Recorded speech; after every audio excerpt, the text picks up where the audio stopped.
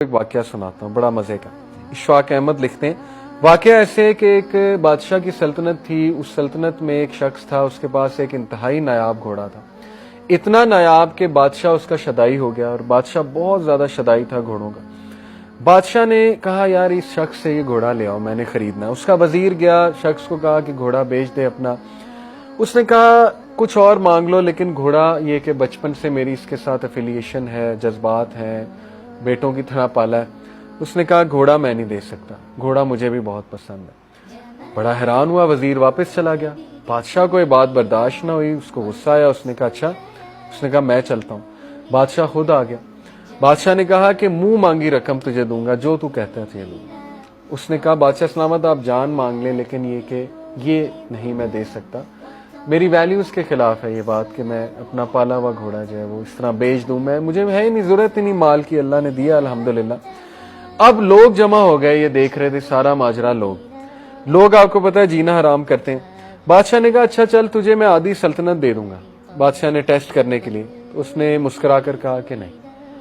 اب بادشاہ نے کہا تو پچھتائے گا۔ بادشاہ چلا گیا۔ لوگ آ گئے، لوگ نے کہا کہ یار تو اتنا بدبخت ہے، دیکھ تجھے اتنی بڑی آفر ہو رہی، کیا یہ گھوڑا، ایک گھوڑے کے پیچھے تو نے بادشاہ کی یہ آفر ریجیکٹ کر دی۔ وہ مسکرایا، اس نے کہا مجھے پتا ہے میں نے کیا کیا، میری ویلیوز کے خلاف ہے، میں یہ برداشت نہیں کرتا میں اپنی کوئی پالی ہوئی چیز کسی کو ایسے ہی پیسے میں دے دوں۔ لوگوں نے کہا تو پچھتائے گا۔ اس نے کہا اللہ مالک۔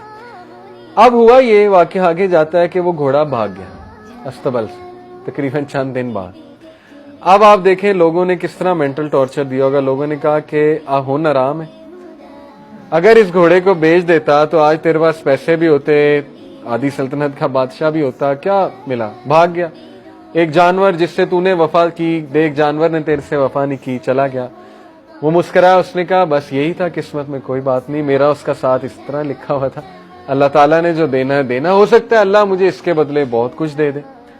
اب ہوا یہ مزے کی بات، لکھنے والے لکھتے ہیں کہ وہ گھوڑا اپنے پیچھے 12 گھوڑے لے آئے جنگل سے۔ وہ گھوڑا ایسا تھا، گھوڑوں کا سردار تھا۔ اب جب وہ 12 گھوڑے اس کے پیچھے آ گئے تو لوگ پھر جمع ہو گئے۔ اب لوگوں نے رویہ چینج کر لیا۔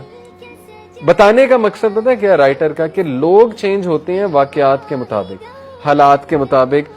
ایک واقعے کو پکڑ کے نا پوری لائف کو پینٹ کر دیتے ہیں۔ اب لوگوں نے کہا اچھا تو تو بڑا عقل مند ہے، تو نے تو اس کو ٹرین کیا ہوا تھا، ہمیں تو پتہ ہی نہیں، اصل میں تو 12 گھوڑے اور لانا چاہتا تھا تاکہ ایک کی بجائے 13 گھوڑے بیچے اور تجھے زیادہ مال ملے۔ تو وہ ہنسا، کہتا ہے نہیں نہیں تم لوگ بیوقوف ہو، ایسی کوئی بات نہیں، بس اللہ نے دینا تھا، اللہ نے مجھے اس کے بدلے دیا، اور میرا اللہ پہ بلیف ہے، جو ہوتا ہے بہتری کے لیے ہوتا ہے۔ وہ ابھی تک رائٹ انٹرپریٹیشنز کر رہا ہے، ٹھیک ہے۔ اس کے بعد یہ ہوا کہ اس کے گھوڑے پہ اس کا بیٹا بیٹھا ہوا تھا، اکلوتا بیٹا، گھوڑے نے اسے گرایا، اس کے بیٹے کی ٹانگ ٹوٹ گئی۔ اب وہ پھر آگے لوگ، دیکھا منوس گھوڑا ہے، تیرا اکلوتا بیٹا، تیرا کون سہارا بنے گا؟ اس نے کہا بھائی دیکھو یہ اللہ کی طرف سے ہوا ہے، اللہ مالک ہے، میرا سہارا اللہ ہے، میرا بیٹا ٹھیک ہے اس کی ٹانگ ٹوٹ گئی، لیکن یہ کہ دکھ تو بہت ہے، بٹ یہ کہ میری نظروں کے سامنے رہے گا، چلو اللہ تعالیٰ اس سے کوئی بہتری لائے گا۔ ایسا ہی ہوا، جنگ چھڑی اس میں علاقے میں، اور اس تک دور کا رول تھا کہ ہر ایسا بچہ جو چل پھر سکتا ہے اس کے ہاتھ میں تلوار پکڑائی جاتی تھی کہ آجو بھائی۔ اس کے گھر سولجرز آئے بادشاہ کے، دیکھا کہ ٹانگ ٹوٹی ہے بیٹے کی، انہوں نے کہا یہ تو ہمارے کسی کام کا نہیں، اس کے بیٹے کو چھوڑ کے چلے گئے۔ اب لوگ پھر آ گئے، کہتے تو بہت خوش قسمت ہے، تیرا بیٹا تیرے پاس ہے، لختے جگر ہمارے بیٹوں کو لے گئے، رونے لگ گئے، یہ وہ ہمارا کیا بنے گا، یہ وہ۔ اس نے کہا I've had enough، تم لوگ ایک نمبر کے بیوقوف ہو، اور تم لوگوں کا مسئلہ یہ ہے کہ زندگی میں کوئی ایک حادثہ ہوتا ہے تم اس کو پکڑ کے کنکلوژن پہ پہنچ جاتے اور پوری لائف پینٹ کر دیتے، جبکہ ہر حادثے کا ایک مقصد ہوتا ہے۔ میں نے کیا کیا یہ مجھے پتا ہے، اس کی سیلف اویئرنس بہت ہائی تھی کہ میں یہ نہیں کر سکتا کام، اللہ دے گا، اللہ نے مجھے نوازا بھی ہے، ایک حادثے سے بھی گزارا، ایکسیڈنٹ سے۔ اب وہ گھوڑے کو بلیم کرنے لگ جاتا، یہ دکھ پکڑنے لگ جاتا کہ کاش میں یہ گھوڑا بیچ دیتا تو آج میرے بیٹے کی ٹانگ نہ ٹوٹتی، پھر تو وہ مارا گیا، پھر تو اس نے آگے بھی نہیں چلنا، نہ وہ بچوں کو پیار دے سکے گا۔ تو مسئلہ یہ ہے کہ ہم لوگ ایک پاسٹ کے واقعے کو بلیم کرتے رہتے ہیں کہ یار اس کی نہ بدوا لگ گئی ہو، اس کی وجہ سے نہ ہو گیا ہو، اس کے ساتھ میں نے ایسے کیا تھا، یہ نہ ہو گیا ہو، وہ نہ ہو گیا ہو۔ تو اللہ تو کب کا معاف کر چکا ہے، لیکن آپ خود اپنے آپ کو معاف نہیں کر رہے۔ اصل بات یہ ہے اللہ سے تو آپ نے تبھی معافی مانگ لی تھی، اور اللہ تو کہتا ہے مجھ سے معافی، اور اس بندے سے بھی عین ممکن ہے آپ نے اس کے حق میں بھی دعا کر لی ہوگی، اس سے بھی معافی مانگ لی ہوگی، لیکن انسان خود اپنے آپ کو معاف نہیں کرتا، تو پھر یہ کہ ایسا بندہ نہ خود خوش رہتا ہے نہ دوسروں کو خوش رہنے دیتا ہے۔ تو ہوتا کیا ہے کہ شیطان آپ کو صرف وہ دو چیزیں دکھا رہا ہوتا ہے کہ یہ دیکھ یہ ہو رہا ہے۔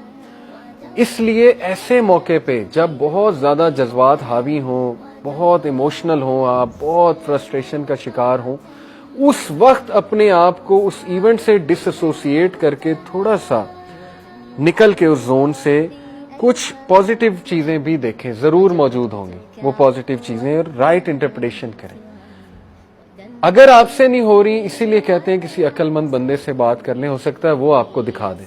اور ایسا ہی ہوتا ہے، کوئی آپ کے مخلص دوست ہوتے ہیں، اچھے دوست ہوتے ہیں، وہ آپ کو کہتے ہیں کہ یار نہیں، اگر ایسا ہو رہا ہے تو پھر ایسا بھی تو ہو رہا ہے نا، یہ بھی تو دیکھو نا، اس کی طرف بھی تو توجہ دو۔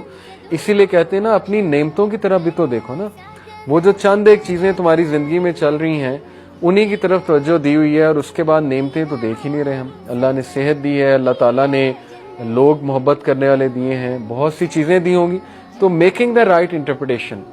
بہت سمپل سی مثال ہے، رش میں آپ پھنسے ہوئے ہیں، اب ظاہر ہے نہ ہارن بجانے سے گاڑی نے اڑنا ہے، نہ گالی دینے سے گاڑی کو کوئی پر لگ جانے، ٹھیک ہے نا، نہ فیملی والوں پہ غصہ کرنے سے گاڑی کو اچانک پر لگ جانے اور آپ نے ٹریفک سے نکل جانا ہے، تو گاڑی تو پھنس گئی، اور اس میں قصور بھی آپ کا کوئی نہیں ہے، سرکل آف انفلوئنس سے باہر کی چیز ہے۔ اب لیٹ تو ہونا ہے، بجائے کہ پینک ہونے کے، غصہ ہونے کے، ٹھیک ہے نا، فرسٹریٹ ہونے کے، جہاں پہنچنا تھا انہیں میسج کر دو میں ٹریفک میں سٹک ہوں، اور ریلیکس ہو جائیں، ذکر کر لیں، اپنے آپ کو کام ڈاؤن کرنے کی کوشش کریں۔ اسی طرح کوئی بھی مسئلہ زندگی میں آ گیا ہے تو اس کی رائٹ انٹرپریٹیشن کرنا سیکھیں، سب سے پہلے اس کے بارے میں پازیٹیو سوچنا سیکھیں۔ یہ ایک ہیبٹ ہے، یہ ہیبٹ آپ کو اپنے آپ کو ڈالنی پڑے گی، زبردستی ڈالنی پڑے گی۔ کئی چیزیں ہم زبردستی ڈالتے ہیں اپنے آپ کو، یہ بھی زبردستی ڈالیں کہ نہیں، جو مرضی ہو جائے میں نے منہ سے پازیٹیو انٹرپریٹیشن ہی نکالنی، پازیٹیو بات ہی میں نے منہ سے کرنی، ٹھیک ہے نا۔ تو اللہ بھی پھر ایسے لوگوں کی بہت مدد کرتا ہے۔